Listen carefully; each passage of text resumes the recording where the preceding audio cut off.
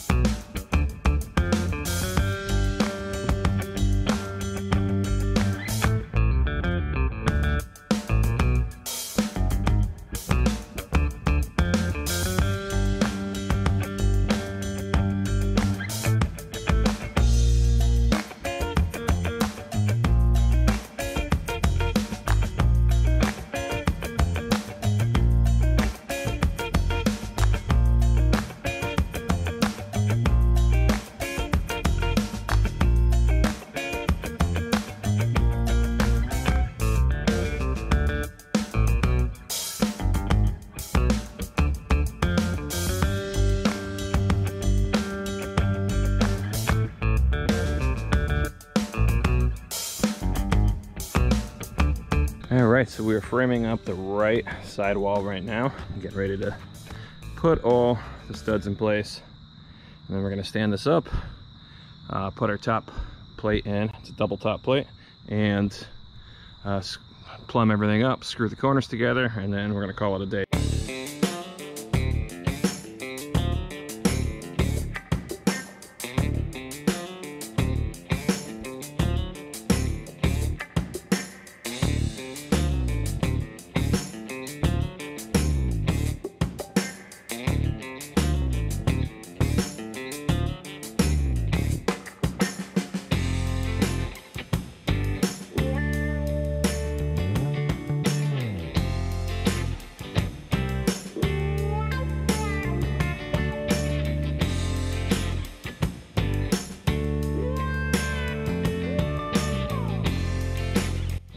Well, that wraps it up for today. We got the right side wall on. I made pretty good progress today, actually, considering I started at 11 o'clock, bringing all the tools out here. All right, we're back. It's day 2, and we're gonna finish up framing the last wall here, and then we're gonna get working on the rafters for the roof.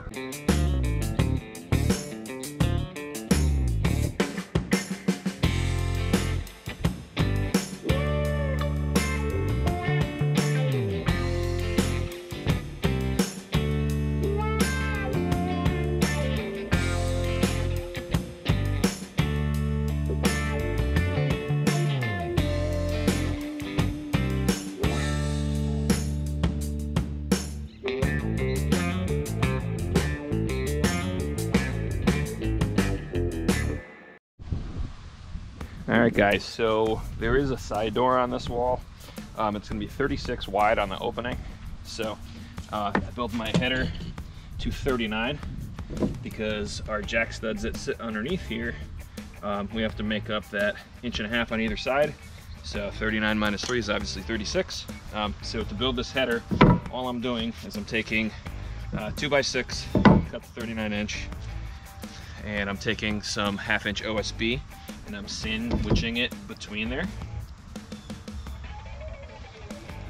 putting glue on both sides and then just running nails through, and I'll show you why I'm putting OSB. So to get my thickness for this, if I didn't have the OSB and I just nailed these two together for my header, I have a 1/2 inch there. So that's why I'm adding this. So let's get some glue and a nail gun and put this together. Not going crazy with the glue, just enough. Put this together.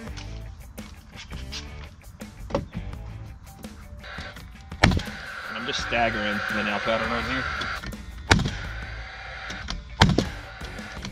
Alright, and our header is built. And all we have to do now is get the header into place. Put our jack studs underneath, and we can start continue building this wall over to where the windows are.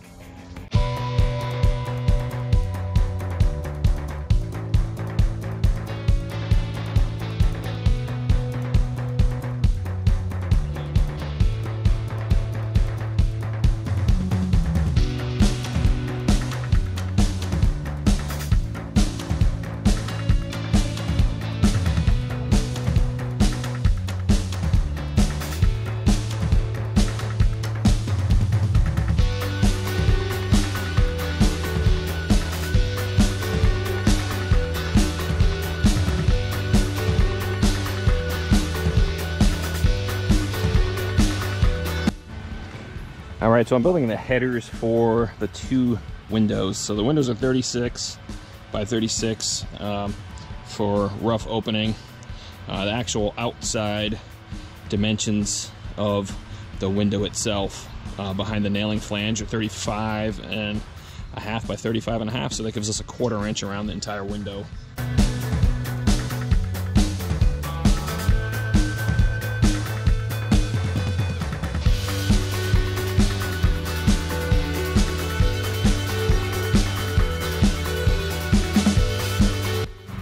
All right, so just to show you how easy it is to make mistakes, especially if you're rushing.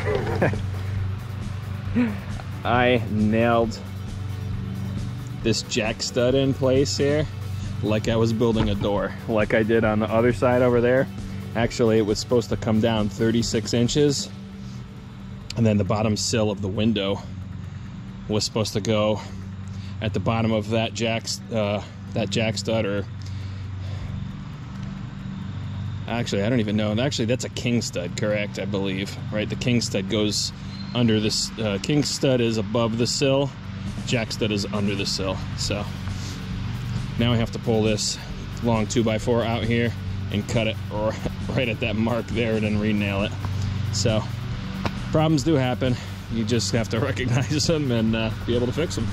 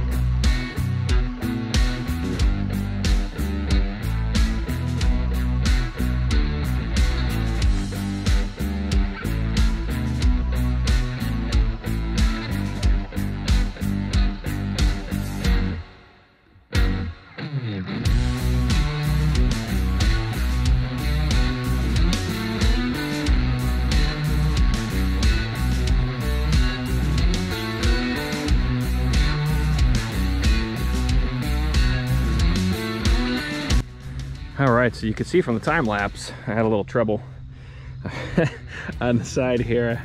I just kind of continued like I was building the door over here the same way, and totally forgot about the king stud and the jack studs underneath here. But we got this one all framed up. The windows are 36 by 36 sliders, so that'll be pretty nice. And I just spaced off another 16 on center to the next stud, and then we started building our box for the next window here. And then it ended up actually being exactly 16 on center between those two. So we're good for that. I just gotta put the two sills in and the jack studs on the bottom, and we should be good to go and ready to lift this into place and get this all plumb and screwed in. All right, so we're all framed up on our left wall here. We've got both windows and the door in. All right, so let's get this up in place. Level. And one cool thing, when you go to put up the front and back wall, put your supports on the outside of the base, and that'll allow you to lift your walls up into place, and it'll actually almost plumb them. It's really close actually doing it this way. Plus, I mean, obviously you need them to hold up the walls anyways.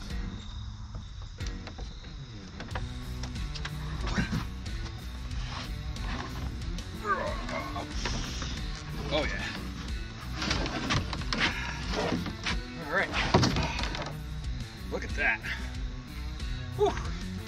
That was heavy. That was probably a couple hundred pounds, at least. Oh man.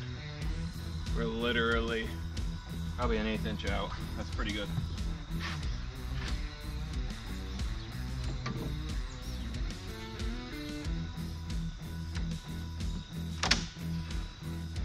All right, so I'm gonna get my mallet, bang this guy into place here, and then we'll screw the sill plate in. And what I did for this, obviously you have a door opening here, and typically you don't have your stud on the bottom there, so I built it with that in there just to kind of hold everything together, and I'm just going to go through with the oscillating tool afterwards and zip this right out. I'm not going to screw that one in.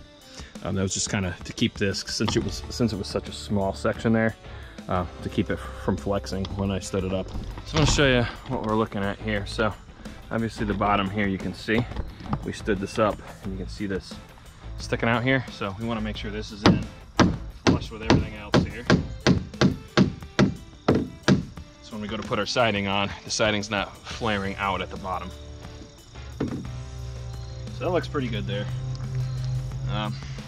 Actually gonna hit it out over here. So what you can do is you can actually put a screw in or a nail in on the bottom corner, and then kind of work backwards to, just in case there's a wave in that bottom stud, to kind of get everything lined up well.